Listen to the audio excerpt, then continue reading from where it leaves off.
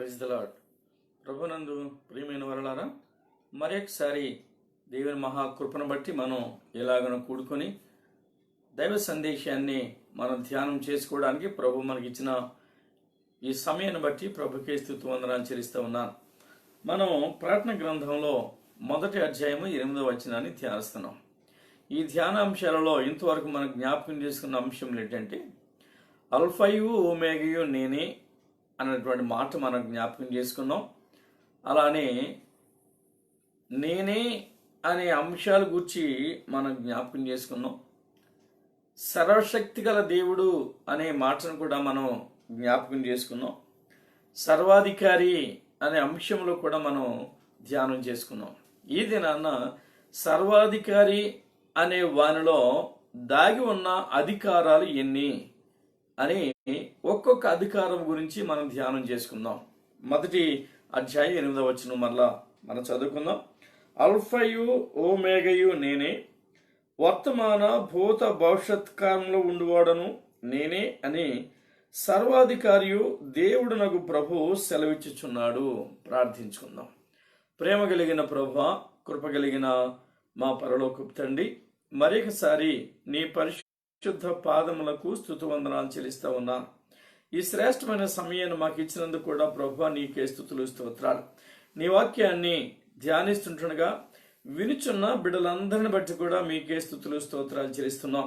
వింటున్న వారు వారి వారి స్థలాలలో వారుండి నీ వాక్య భాగాల్ని నెమరు వేసుకోవడానికి, ధ్యానం చేసుకోవడానికి, జ్ఞాపకం చేసుకోవడానికి, వాటి మీద ఆధారపడి వారి జీవితాన్ని సరి చేసుకోవడానికి మీరే మార్గాలు సరళపరిచి వారిని తండ్రి నీ కృపలో బలపరచమని, వాక్యాన్ని గ్రహించగలిగే మనసు కూడా దయచేసి మేము ధ్యానిస్తుండగా మమ్మల్ని మీ కృపతో సంధించే మహిమ పొందుకోమని త్వరలో మా కొరకు తిరిగి రాబోతున్న యేసుక్రీస్తు నామములో ప్రార్థించి వేడుకుంటున్నాము తండ్రి, ఆమేన్. ఆయన సర్వాధికారి అంటే పరమందును భూలోకమందును ఎన్ని అధికారములైతే ఉన్నవో అన్ని అధికారములు కలిగినవాడు. సర్వము అనే మాటను మన బైబిల్ భాషలో జ్ఞాపకం చేస్తే సంపూర్ణమైన అధికారం అని అనుకోవచ్చు. సర్వము అంటే సంపూర్ణము. సంపూర్ణము అనే మాటను ఈ లేఖనానుసారం మనకు ధ్యానం చేసుకుంటే 7 అనే సంఖ్యకు సంపూర్ణము లేక పరిపూర్ణము అనేటువంటి భావం మనకి పరిశుద్ధ గ్రంథంలో దొరుకుతుంది. కాబట్టి ప్రియమైన వాళ్ళరా, యేసు ఎన్ని అధికారాలు కలిగి ఉన్నా ఈ అన్ని అధికారాలను 7 అధికారాలుగా మనం జ్ఞాపకం చేసుకోవచ్చు. వాటిని సర్వాధికారము అనే మాటలో మరి సంక్షిప్తపరచుకోవచ్చు. మొదటి మాట లేక మొదటి అధికారం మరి మనం జ్ఞాపకం చేసుకుందాం. చూడండి, మొదటి అధికారము మత్తయి సువార్త 9వ అధ్యాయంలో ఒక పక్షవాయువు గలవాడు ప్రభు దగ్గరకు తీసుకుని రాబడగా ఆయన వారిని స్వస్థపరిచినట్టుగా మనం గమనిస్తూ ఉంటాం. మీరు చూడండి, మత్తయి సువార్త 9వ అధ్యాయము 6-7 వచనాల్లో ఈ మాట ఇలాగనే రాయబడి ఉంది. మీరు మొదటి వచనం నుంచి చూస్తే పక్షవాయువు గలవాడు అక్కడ తీసుకురాబడినట్టు, అక్కడ దేవుని యొక్క మరి కార్యము జరగడానికి అక్కడ సంభవం అయినట్టుగా మనం చూస్తున్నాం. అక్కడ మరి యేసు ఆ తీసుకువచ్చిన వారి విశ్వాసాన్ని చూచాడు అనే మాట రాయబడింది. మనుషుల మీద ఆ పక్షవాయువు గలవాడిని తీసుకురాగానే యేసయ్య తీసుకువచ్చిన వారి యొక్క విశ్వాసాన్ని చూసి ఇక్కడ ఆయన తన కార్యాన్ని జరిగిస్తున్నట్టుగా మనకు గుర్తించుకోవలసిన వారు వింటున్నాం. గమనించండి, 6వ వచనం నుంచి 8వ వచనం వరకు మనం చదివినట్లయితే, పాపమును క్షమించుట అంత సులభమా అని అక్కడ సంభాషణ జరుగుతూ ఉంది. జరుగుతున్నప్పుడు మరి ప్రభు చెప్పిన మాటను గమనిద్దాం. అయినను పాపమును క్షమించుటకు భూమి మీద మనుష్య కుమారునికి అధికారము కలదని మీరు తెలుసుకొనవలెను అని చెప్పి ఆయన పక్షవాయువు గల వాడిని చూచి, నీవు లేచి నీ మంచమెత్తుకొని నీ ఇంటికి పొమ్మని చెప్పగా వాడు లేచి తన ఇంటికి వెళ్ళెను. జనులు అది చూచి భయపడి మనుషులకిట్టి అధికారం ఇచ్చిన దేవుని మహిమపరచిరి. యేసయ్యకు కలిగిన అధికారములలో మొదటి అధికారము పాపములు క్షమించుట. పాపములు క్షమించే అధికారం యేసయ్యకు ఇయ్యబడింది. అది దేవుడు ఇచ్చాడు అనే మాట కూడా ఇక్కడ చదువుకున్నాం మనం. ఎప్పుడైతే ఈ అధికారము ప్రభువు మరి ఇచ్చాడు అనే విషయాన్ని అక్కడున్నటువంటి వారు తెలుసుకున్నారో వెంటనే వారు దేవుని మహిమపరిచిరి. ఆ అధికారాన్ని బట్టి, దేవుడు యేసయ్యకి ఇచ్చిన అధికారాన్ని బట్టి ఆ మనుష్యులు, ఆ ప్రజలు దేవుని మహిమపరిచిరి. ప్రియమైన వారలారా గమనించండి, నిజానికి యేసయ్య సర్వ మానవాళిని వారి వారి పాపముల నుంచి రక్షించడానికే పరలోకము నుండి భూలోకానికి దిగి వచ్చాడు. మత్తయి సువార్త 1వ అధ్యాయము 21వ వచనం గాని మీరు చూస్తే అందులో ఈ మాట వ్రాయబడింది. మనం చదువుకుందాం. ఆమె ఒక కుమారుని కనును, తన ప్రజలను వారి పాపముల నుండి ఆయనే రక్షించును గనుక ఆయనకు యేసు అను పేరు పెట్టుదు అనను. గమనించండి, పాపములు క్షమించేవాడు గనుక యేసు అనే పేరు పెట్టబడింది. యేసు అనగా పాపములు క్షమించేవాడు. ఈ యేసుకు తండ్రి పాపములు క్షమించే అధికారం ఇచ్చి ఉన్నాడని మనం చూస్తా ఉన్నాం. పాపములు క్షమించుట అనేది అది మరి చాలా అసాధ్యమైన పని మానవాళికి. దేవుడు ఈ అధికారం యేసయ్యకే ఇచ్చాడు. ఏంటి?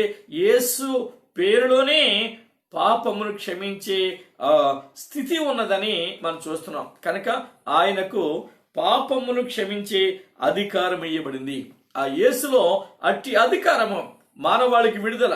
మానవాళి ఏ భయంకరమైన పాపం చేత పీడించబడుతున్నారో అట్టి పాపము నుంచి విడిపించేటువంటి అధికారం యేసయ్యకు ఇవ్వబడింది. కాబట్టి ప్రియమైన వారలారా మనం గమనించండి, ఎందుకంటే లేఖనాల్లో ప్రభు చెప్పిన మాటలు అమోఘమైన మాటలు, ఆశ్చర్యాన్ని కలిగించే మాటలు మనకు కనపడుతూ ఉన్నాయి. అపోస్తల కార్యములో 4వ అధ్యాయము 12వ వచనం గాని మీరు చూడగలిగితే ఆయన అంటాడు, మరి ఎవరి వలనను రక్షణ కలుగదు. ఎవరి వలన రక్షణ కలుగదు? ఎవరి వలన రక్షణ కలుగదు? ఈ నామమునని అనగా యేసు నామమునని మనము రక్షణ పొందవలను గాని ఆకాశము క్రింద మనుషులలో ఇయ్యబడిన మరి ఏ నామమున రక్షణ పొందలేము. ఆకాశము క్రింద ఇయ్యబడిన ఏ నామములలోనూ రక్షణ పొందలేము. యేసు అంటే రక్షకుడు, రక్షించువాడు. మనుషులను తమ తమ పాపముల నుండి రక్షించువాడు యేసు. అందుకనే యేసు అనే పేరు పెట్టబడింది. ఆ అధికారం కలిగిన వాడు యేసయ్య. ఆయన మానవాళి యొక్క పాపములను క్షమించేవాడు. ఎందుకంటే మనుషులు తమ పాపముల చేతను శాపముల చేతను చచ్చిన వారై ఉండగా అంటాడు ఎఫెసీ పత్రిక 2వ అధ్యాయము 1వ వచనంలో. గమనిద్దాం, మీ అపరాధముల చేతను పాపముల చేతను మీరు చచ్చిన వారై ఉండగా ఆయన మిమ్మను క్రీస్తుతో కూడా బ్రతికించెను. అంటే క్రీస్తుతో కూడా పాపములు మరి ఉన్నటువంటి వారు, అపరాధములో చచ్చిన వారు బ్రతికించబడుతూ ఉన్నారు. యేసులో అట్టి ఆత్మీయ శక్తి దాగి ఉంది. అది దేవుడిచ్చిన అధికారం. అందుకని ప్రభు అన్నాడు మత్తయి సువార్త 20వ అధ్యాయము 18వ వచనంలో అన్నాడు, పరలోకమందును భూమి మీదను నాకు సర్వాధికారము ఇయ్యబడి ఉన్నది అన్నాడు. ఎన్ని అధికారములైతే ఉన్నవో అవి పరలోకంలో కానీ భూలోకంలో కానీ అన్ని అధికారుల మీద అధికారి యేసయ్య. ఈ అధికారికి మొదటి అధికారము పాపములు క్షమించే అధికారం. మనుషుల్లో ఎవరికిని ఇట్టి అధికారము దేవుడు ఇవ్వలేదు. ఒక యేసు క్రీస్తుకు మాత్రమే ఈ అధికారం ఇచ్చాడు. కాబట్టి ప్రియమైన వారలారా గమనించండి, మనం మన అపరాధముల చేతను, మన అవిధేయత చేతను, మన పాపముల చేతను చచ్చిన వారమైండగా యేసులో ఉన్న జీవాన్ని ఆయన మనకిచ్చి జీవింప చేస్తూ ఉన్నాడు. యేసయ్య చెప్పాడు, నేనే మార్గమును సత్యమును జీవమును అని. ఆ జీవాన్ని మనకి ఇచ్చడం ద్వారా మనను జీవింప చేస్తున్నాడు. మరణం మీద ఎటువంటి అధికారము మనకి లేకుండగా, మన మీద మరణానికి ఏ అధికారం లేకుండగా ప్రభు మనలను సజీవులుగా మృత్యుంజయులుగా లేపగలిగే శక్తిని కలిగి ఉన్నాడు. కాబట్టి ప్రియమైన వాళ్ళారా, యేసు పాపమును క్షమించే అధికారము కలిగిన వాడు. నీ జీవితంలో ఇంకా పాపం పరిపాలిస్తూ ఉందా? నీవింకా పాపానికి లోబడి ఉన్నావా? నీవింకా పాపం చేత పీడించబడుతూ ఉన్నావా? నీవింకా ప్రభు ప్రేమను గమనించలేక పాపముతో నీ పట్టబడి పాపమే తింటూ పాపమే త్రాగుచూ పాపమునే నీవు మరి కలిగి ఉంటే యేసయ్య పాపాలు క్షమించేవాడు. పాపము అంటే ఆజ్ఞాతిక్రమమే పాపం. పాపం అంటే అది ఏదో కాదు, ఆజ్ఞాతిక్రమం. నీవు దేవుని మాటను వినకపోయినందువల్ల కలిగింది పాపం. నువ్వు దేవుని మాటను నిర్లక్ష్యం చేస్తే అది నీకు పాపం. ప్రభు మాట వినకపోతే అది నీకు పాపం. అందుకని ఆజ్ఞను అతిక్రమించుట, మాట వినకపోవుట, దేవుని ఆ ప్రేమను గుర్తించకపోవుట, ఇదే పాపం అని గమనించు. కనుక ఆ పాపములు క్షమించేవాడు యేసుక్రీస్తు అనే విషయాన్ని కూడా నువ్వు ఎరగాలి. ప్రియమైన వాళ్ళరా, ఈ విషయాన్ని గమనించండి. అందుకని ఆ పక్షవాయువు గల వారితో ప్రభు మాట్లాడాడు, నీ పాపములు క్షమించబడి ఉన్నవి అన్నాడు. పాపములు క్షమించబడి ఉన్నవి అనగానే అతడులో ఉన్న పాపము క్షమించబడింది, అతడు ఉన్న పక్షవాయువు కూడా మాయమైపోయింది, స్వస్థపరచబడ్డాడు. ప్రియమైన వాళ్ళారా, యేసులో శారీరక స్వస్థత చూచాం, ఆత్మీయ స్వస్థత చూచాం.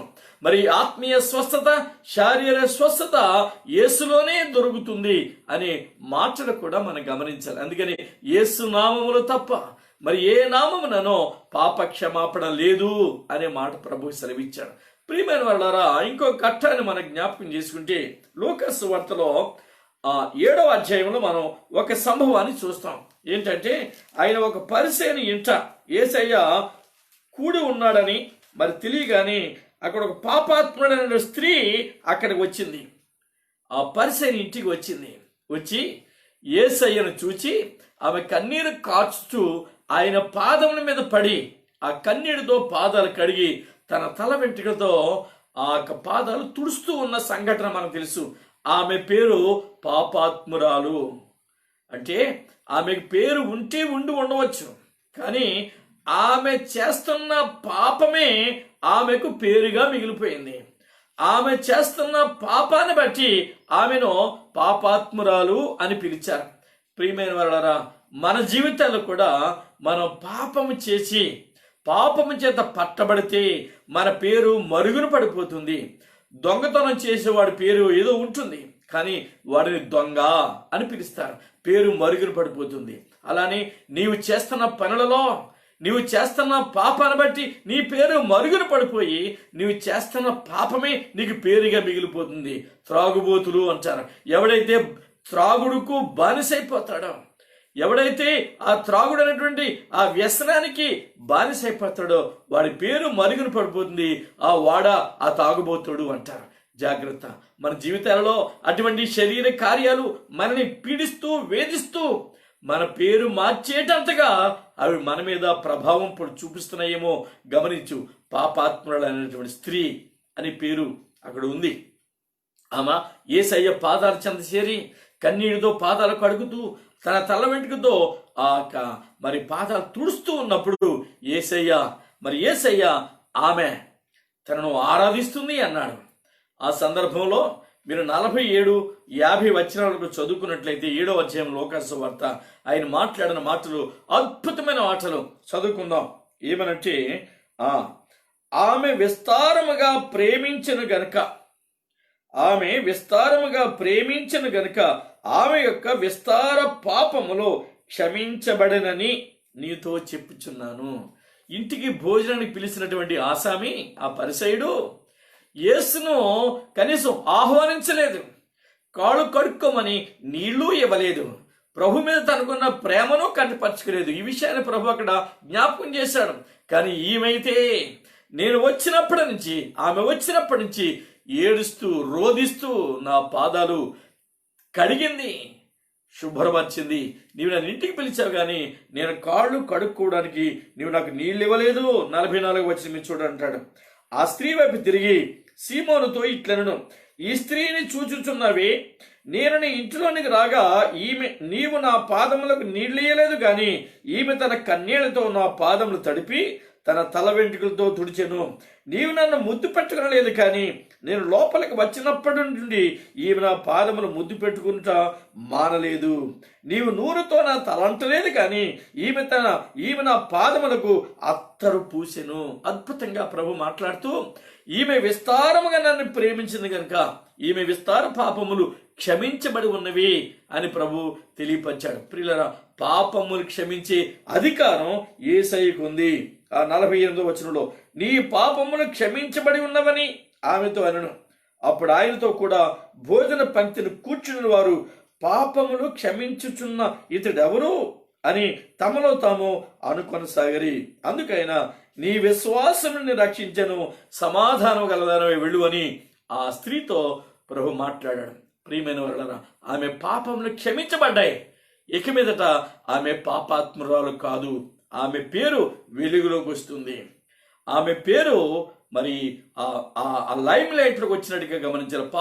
పాపములు తొలగించబడ్డాయి, పాపములు కడిగివేయబడ్డాయి. క్షమించబడినటువంటి ఆమె స్థితిలో నూతనత్వాన్ని మనం చూస్తున్నాం. అలానే ప్రియమైన వారలారా, మన జీవితాల్లో మన అలవాట్లు, మన యొక్క మరి ఈ లోకానుసరమైనటువంటి క్రియలు, చీకటి క్రియలు మనకి పేరుగా మిగిలిపోతున్నాయేమో. జాగ్రత్త. ప్రభు నిన్ను ప్రేమించి, నీ తల్లిదండ్రులు, నీకు జన్మించిన తల్లిదండ్రులు నిన్ను ప్రేమించి ఓ చక్కటి పేరు నీకు పెట్టారు. ఓ చక్కటి పేరుతో నిన్ను పిలుస్తూ ఉన్నారు. లోకం అలానే పిలుస్తుంది. కానీ నీ వ్యసనాల వల్ల, నీ దుర్నీతి వల్ల, నీ పాపముల వల్ల నీ పేరు మరుగున పడిపోయి నీవు చేసే క్రియలే దొంగవాడు, దొంగోడు, తిండిబోతు, తాగుబోతు, తిరుగుబోతు అని ఇలా పేర్లు పెట్టి పిలుస్తున్నారేమో. జాగ్రత్త. మన జీవితాలు అట్టి స్థితిలో ఉంటే ఇప్పుడే రక్షించే రక్షకుడు, రక్షించడానికి అధికారం కలిగిన వాడు, నీ పాపాలు క్షమించడానికి అధికారం కలిగిన వాడు మన మధ్యలో ఉన్నాడు, మనతో మాట్లాడుతూ ఉన్నాడు. ఆ ప్రభు నీ పాపాలు క్షమించడానికి అధికారం కలిగిన వాడు. కాబట్టి ప్రియమైన వారలారా, యేసు కలిగి ఉన్న అధికారాలలో మనం ధ్యానిస్తున్న ఈ మొదటి అధికారము పాపమును క్షమించే అధికారం. కనుక మన జీవితాల్లో ఆయన మనను క్షమించేవాడని ఎరిగి ఆ పని మీదనే ఆయన ఈ లోకానికి వచ్చాడని గుర్తించాలి. యోహాను సువార్త 3వ అధ్యాయం 35వ వచనం ప్రభు అంటాడు, సమస్తాన్ని తండ్రి ఆయనకు అప్పగించాడు. సమస్తం కొరకు తండ్రి అతడిని మరి ఎన్నిక చేసుకున్నాడు, తన మహిమనిచ్చాడు.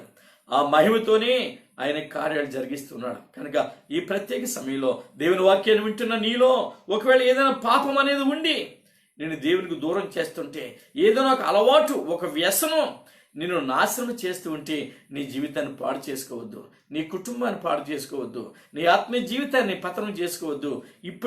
నేడే నువ్వు ప్రభు వాక్యానికి లోబడు, నువ్వు దేవుని వాక్యాన్ని నమ్ము, విశ్వసించు. ఇప్పుడే అనే మాటను కూడా నువ్వు గుర్తించు. ప్రియమైన వారలారా, కొరింథీ సంఘానికి పౌలు గారు రాశాడు, నేడే రక్షణ దినము అని. నీ ఇప్పుడే రక్షించబడు అనే మాట రాశాడు. చూడండి, 6వ అధ్యాయము 2వ పత్రిక, కొరింథీ పత్రిక 2వ వచనం, అనుకూల సమయమందు నీ మొర ఆలకించితిని, రక్షణ దినమందు నిన్ను ఆదుకొంటిని అని ఆయన చెప్పుచున్నాడు కదా. ఇదిగో ఇప్పుడే మిక్కిలి అనుకూలమైన సమయము, ఇదే నీకు మిక్కిలి అనుకూలమైన సమయము. ఇదిగో ఇదే రక్షణ దినము, నీకు ఇదే రక్షణ దినము. ప్రభు రక్షిస్తాడు, నిన్ను విడిపిస్తాడు, పాప బంధకాలు తెంచివేస్తాడు, నేను సజీవునిగా చేస్తాడు. నీ మీద అధికారం చేసినటువంటి పాపాంధకారాన్ని పటాపంచలు చేసి వెలుగుతో నింపేవాడుగా నీకున్నాడు. ఇదే రక్షణ దినం, నేడే రక్షణ దినం. నేను రక్షించే రక్షకుడు యేసయ్య, నిన్ను పాపము నుంచి విమోచించువాడు యేసయ్య, నీ అలవాట్ల కట్లను తెంచువాడు యేసయ్య, నీ వ్యసనాల నుంచి విడిపించువాడు యేసయ్య. కాబట్టి ఆయనలో విశ్వాసమించు, ఆయన రక్షకుడు అని ఎరుగు, ప్రార్థించు, ప్రభు సన్నిధిలో నీవు జీవించు. మహోన్నతుడు, మహిమ కలిగిన వాడు రక్షణ కార్యాలు నీలో జరిగిస్తున్నాడు. ప్రియమైన వారలారా, తిమోతికి రాస్తాడు పౌలు గారు మొదటి పత్రికలో 2వ అధ్యాయము 5వ వచనాన్ని కానీ మీరు చూస్తే అద్భుతమైనటువంటి మాట రాశాడు. ఏమనంటే, దేవుడు ఒక్కడే, దేవునికి నరులకును మధ్యవర్తి ఒక్కడే, ఆయనే క్రీస్తు యేసును నరుడు. ఈయన అందరి కొరకు విమోచన క్రయధనముగా తన్ను తానే సమర్పించుకును, దీనిని గూర్చిన సాక్ష్యము యుక్త కాలములందు ఇయ్యబడును. ఆయనే రక్షకుడు, పాపాలను క్షమించువాడు, విమోచకుడు, నిన్ను నన్ను ఆత్మీయ జీవితంలో నడిపించువాడు ఆయన. కనుక నేడే రక్షణ దినము, ఇప్పుడే ఈ క్షణమే నువ్వు ప్రార్థించు, దేవుని సన్నిధిలో నువ్వు ప్రార్థించు, అడుగు. ఇప్పుడు మన మధ్యలో ఆయన సంచరిస్తున్నాడు. ఆత్మరూపుడిగా యేసయ్య నీ ప్రక్కనే, నీ ఇంటిలో, నీ దగ్గరే కూర్చుని ఉన్నాడు. నీ హృదయాన్ని చూస్తున్నాడు. నీ హృదయంలో అధికారం చెలాయిస్తున్న పాపాన్ని చూస్తున్నాడు. నీ హృదయంలో ఉండి నిన్ను పతనం చేస్తున్న నీ దురలవాట్లను ప్రభు చూస్తున్నాడు. నీవు మాత్రమే కాదు, నీ కుటుంబాన్ని కూడా అటువంటి అలవాట్లలోనికి ఈడుస్తున్నావేమో, నీ యొక్క బిడ్డలను కూడా అటువంటి భయంకరమైన పాపంలోనికి ఈడుస్తున్నావేమో. జాగ్రత్త, ప్రార్థన చేయి.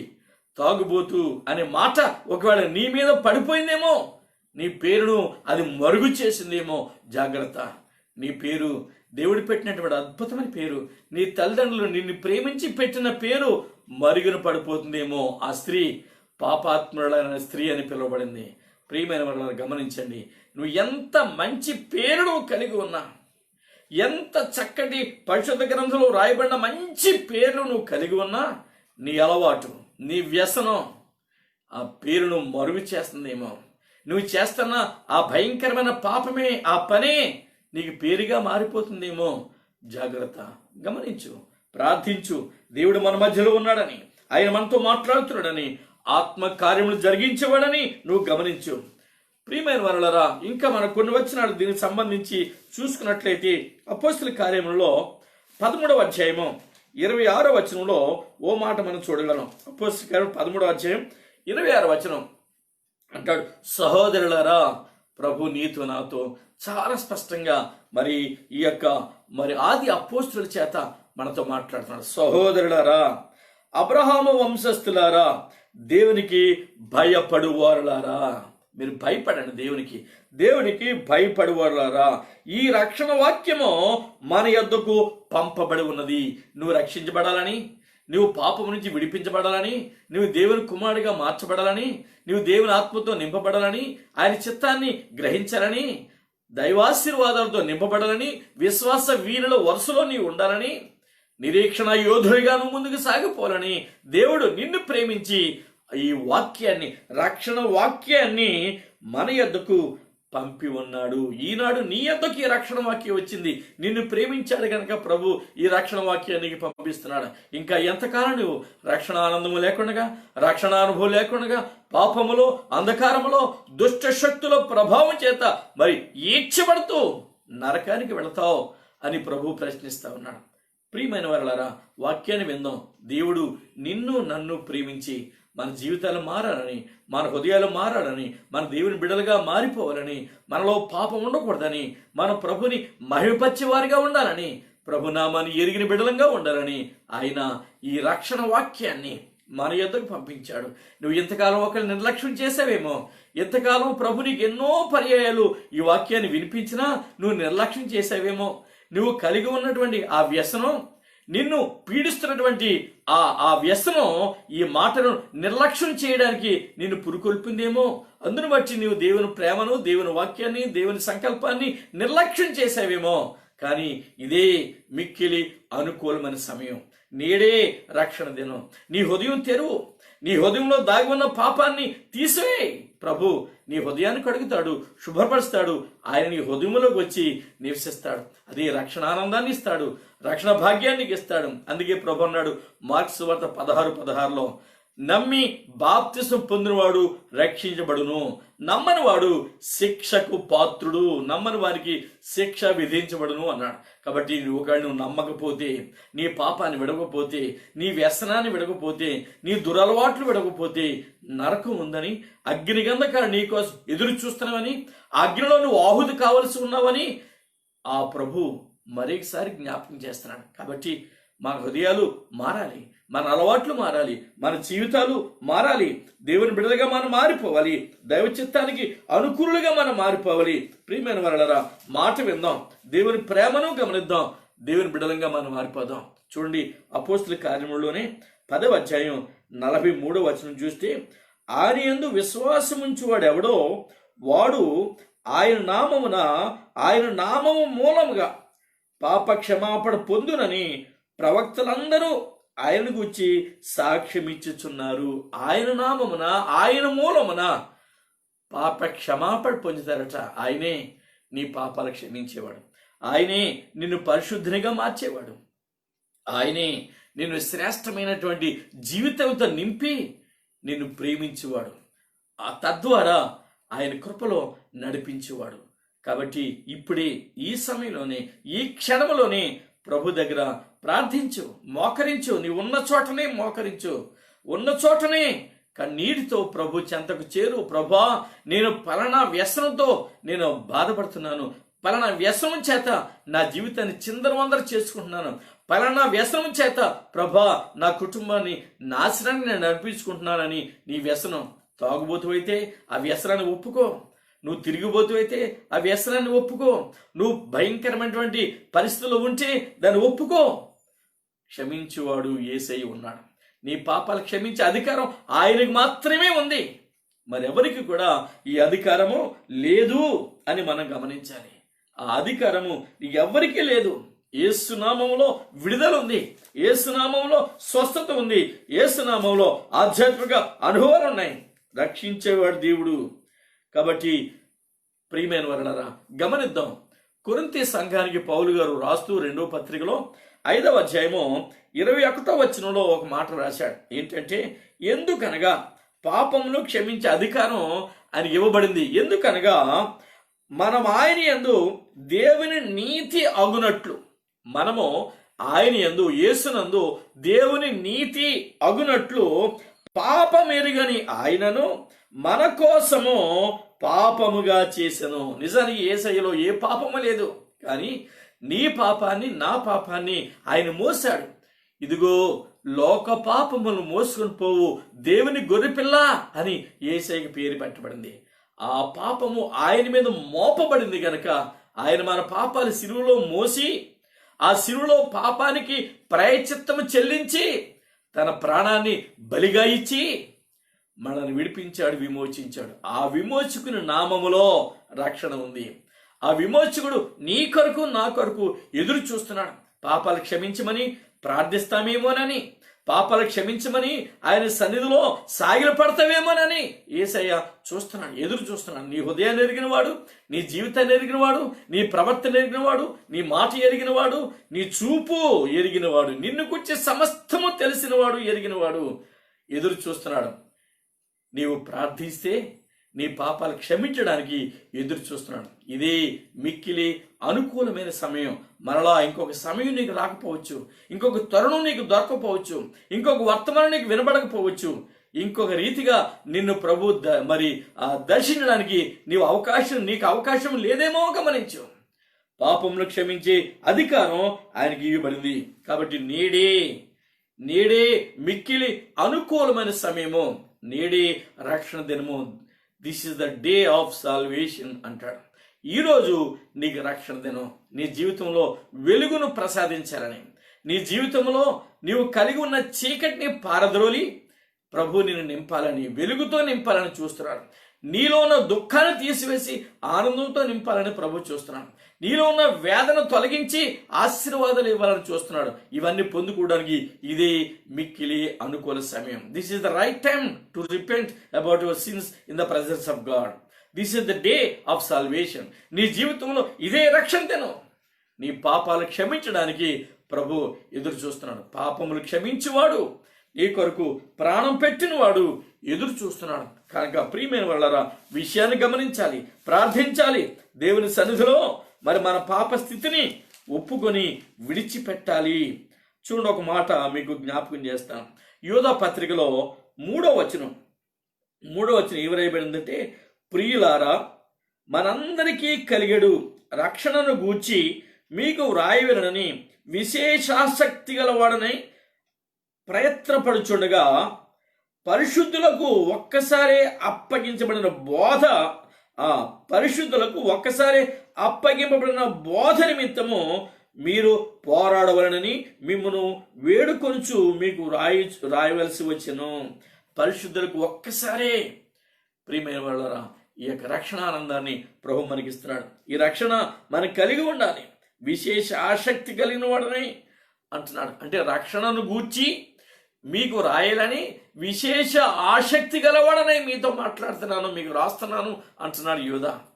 కనుక ప్రియమైన వారలారా, దేవుని మాటలు అమోఘమైన మాటలు, ఆశ్చర్యకరమైన మాటలు మనం వింటున్నాం.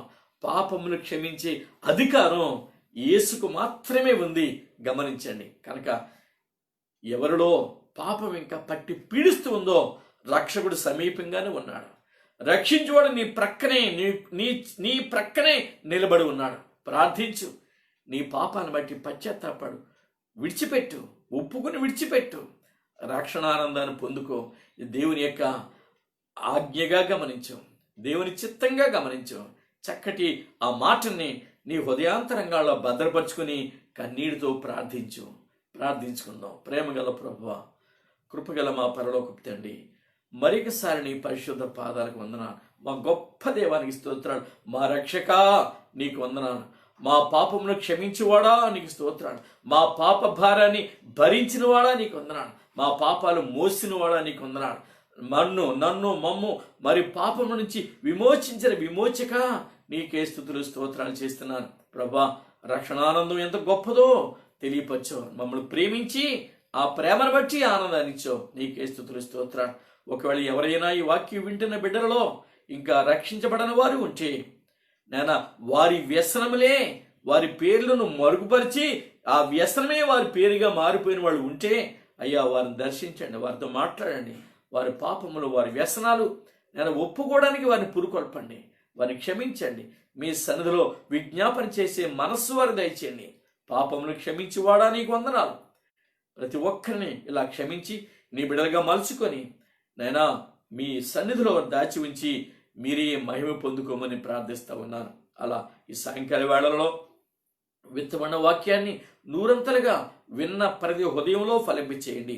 అలానే టెక్నాలజీ ద్వారా ఈ వాక్యం ప్రపంచ వ్యాప్తంగా వినిపించబడడానికి యవనస్తులు ఆయన ప్రయాసపడుతుండగా వారిని కూడా దీవించి ఆశీర్వదించండి. మీ కృపతో నింపండి. అలా మమ్మను జ్ఞాపకం చేసుకోండి, కుటుంబాన్ని జ్ఞాపకం చేసుకోండి, సంఘాన్ని పరిచయాన్ని జ్ఞాపకం చేసుకొని మీ కృపతో నింపమని ప్రార్థిస్తున్నా. అయ్యా, ప్రపంచంలో అలజడి కలిగిస్తున్న ఈ కరోనా వైరస్ గురించి కూడా ప్రార్థిస్తున్నాం. నేను ఏ తెగులు నీ గుడారమును సమీపించదు, నిన్ను ముట్టును వాడు నా కనుపాపను ముట్టును అని గొప్ప వాగ్దానాలు మా కొరకు మీరు ఇచ్చారు. ఆ వాగ్దానాలను బట్టి మీకు వందనాలు చెల్లించుకుంటూ మమ్మల్ని మీ స్వాధీనం ఉంచుకొని మీరే మహిమ పొందుకోమని త్వరలో మా కొరకు తిరిగి రాబోతున్న యేసుక్రీస్తు నామములో ప్రార్థించి వేడుకుంటున్నాము తండ్రి, ఆమేన్. మన ప్రభుని యేసుక్రీస్తు కృపయు, తండ్రి అయిన దేవుని ప్రేమయు, పరిశుద్ధాత్మ దేవుని యొక్క అన్యోన్య సహవాసం ఇప్పుడు ఎల్లప్పుడూ సదాకాలం మనందరికీ తోడుగా ఉండి నడిపింపచేయునుగాక. ఆమేన్. Praise the Lord. Praise the lord.